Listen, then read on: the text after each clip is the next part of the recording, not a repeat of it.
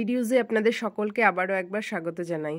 আজ আমি আপনাদের সাথে শেয়ার করছি কাঁঠালের বীজ দিয়ে একটা অসাধারণ রেসিপি, যেটা ভাত, রুটি, পরোটা সব কিছুর সাথে খেতে ভীষণ ভালো লাগে। তার জন্য এই কাঁঠালের বীজটাকে আমি থেতো করে নিয়েছি শিলনোড়া দিয়ে। তারপর এটাকে খোসা ছাড়িয়ে ভালো করে ধুয়ে পরিষ্কার করে নিয়েছি। আর তার সাথে নিয়েছি ছোট কাপের 1 কাপ মতো মুগ ডাল।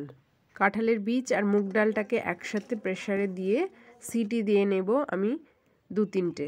মুগ ডালটাকেও আমি ধুয়ে পরিষ্কার করে নিয়েছি। এটাকে কিন্তু আমি ভাজিনি, কাঁচা মুগ ডালই দিচ্ছি। মুগ ডাল আর কাঁঠালের বীজ মিলে যতটা পরিমাণ থাকবে তার দ্বিগুণের একটু বেশি জল দিতে হবে, কারণ কাঁঠালের বীজ সেদ্ধ হতে বেশি পরিমাণে জল টানে। এই রেসিপিটা আমার ভীষণই ভালো লাগে। এই রেসিপিটাকে ভোগেও দেওয়া যেতে পারে। যেহেতু কাঁঠালের বীজ আছে, সেদ্ধ হতে টাইম লাগে, তাই আমি 3টে সিটি দিয়েছি, তারপরে একটু দমে রেখেছিলাম। দেখুন, মুগ ডাল সহ কাঁঠালের বীজটা আমার সেদ্ধ হয়ে গেছে। মুগ ডাল খুব তাড়াতাড়ি সেদ্ধ হয়ে যায়, কিন্তু কাঁঠালের বীজটা একটু টাইম লাগে। এটা গোটা গোটা দেখতে মনে হলেও খুব সুন্দরভাবে সিদ্ধ হয়ে গেছে।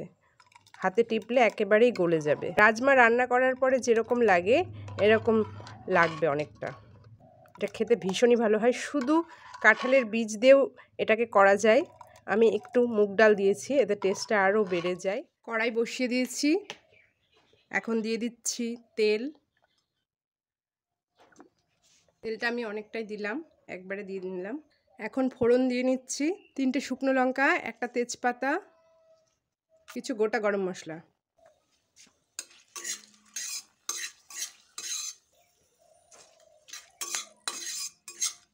এর মধ্যে দিয়ে দিচ্ছি একটু জিরে।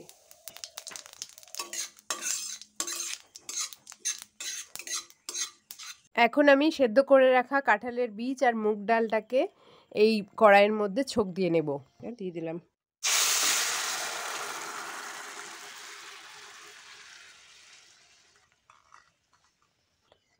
দিয়ে দিচ্ছি পরিমাণ মতো হলুদ গুঁড়ো, স্বাদ মতো নুন।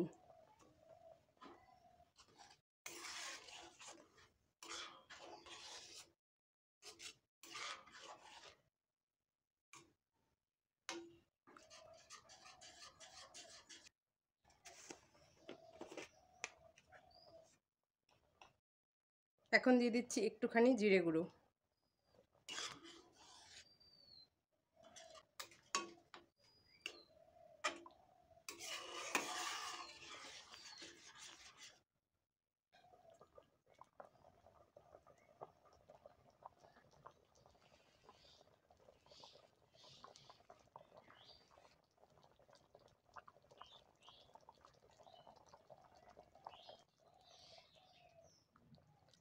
এখন আমি অ্যাড করে দিচ্ছি আদা বাটাটা পরের থেকেই অ্যাড করছি, তাহলে এর ফ্লেভারটা খুব সুন্দর আসে। মিডিয়াম ফ্লেমেই এটাকে হতে দিতে হবে, আর মাঝে মাঝে ছুলনি দিয়ে একটু করে নেড়ে দিতে হবে, কারণ কাঁঠালের বীজটা খুব সহজে থকথকে হয়ে আসে, তখন কড়াইয়ের নিচে লেগে যাওয়ার সম্ভাবনা থাকে। রেসিপিটা আমার প্রায় হয়ে এসেছে। এই পর্যায়ে আমি অ্যাড করে দিচ্ছি 2টো চেরা কাঁচা লঙ্কা।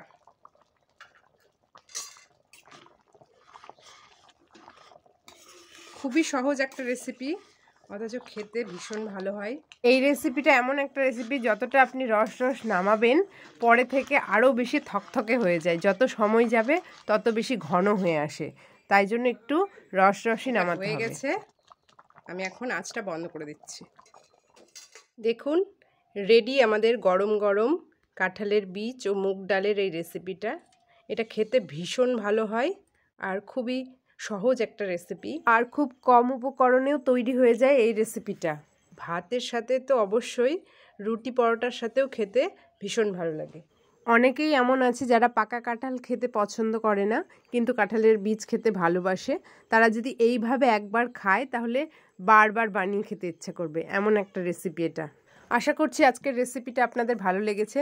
যদি ভালো লাগে তাহলে অবশ্যই রেসিপিটাকে লাইক করবেন, শেয়ার করবেন বন্ধুদের সাথে, আর কমেন্ট করে জানাবেন আমায় কেমন লাগলো। আর চ্যানেলে যারা নতুন তাদেরকে চ্যানেলটিকে সাবস্ক্রাইব করার অনুরোধ রইল। হাজির হব আবারও একটি নতুন রেসিপি নিয়ে। সকলে ভালো থাকবেন, সুস্থ থাকবেন। ভিডিওটিকে শেষ অবধি দেখার জন্য আপনাকে অসংখ্য ধন্যবাদ।